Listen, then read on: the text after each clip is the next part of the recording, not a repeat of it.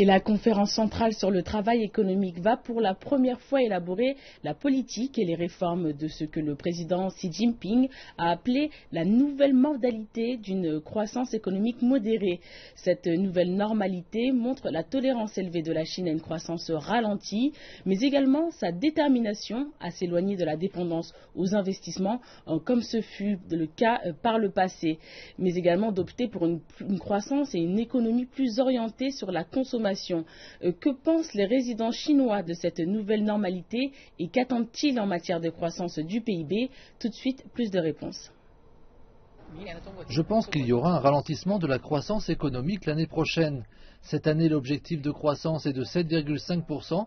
L'année prochaine, je pense qu'il sera abaissé à 7%. Mais j'estime que c'est encore trop rapide. Me concernant, je m'intéresse davantage au marché immobilier et à celui de la bourse.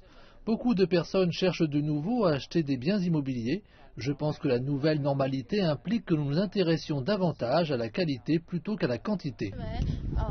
Je pense que la nouvelle normalité est nécessaire. Notre marché immobilier est actuellement soumis à une forte pression. J'estime que faire évoluer ce schéma vers la consommation doit être la direction prise par notre développement futur. Je pense que le taux de croissance pourra être maintenu l'année prochaine. Tout est encore sous contrôle gouvernemental. Nombre de mes partenaires commerciaux se plaignent d'un ralentissement de leurs activités. Donc je pense que l'économie pourrait connaître un ralentissement à l'avenir.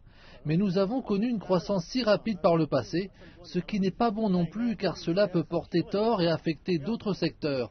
Je pense que l'ajustement qu'effectue actuellement Li Keqiang est bon pour le maintien d'une croissance progressive, mais pas trop rapide. Une croissance de qualité est bien plus importante que ce pourquoi nous avons opté dans le passé. Cela a causé des dégâts à l'environnement ainsi qu'une surproduction. Je pense que les résidents chinois n'ont pas à être effrayés de dépenser davantage pour renforcer la consommation en Chine. Les prix élevés de l'immobilier et les coûts des soins médicaux leur causent des inquiétudes quant à leur avenir. Donc, même avec un revenu plus élevé, ils s'inquiètent de dépenser. En termes de prévision de croissance, je nourris de grands espoirs pour le gouvernement. S'ils poursuivent avec leur campagne anticorruption, cela aidera l'économie chinoise.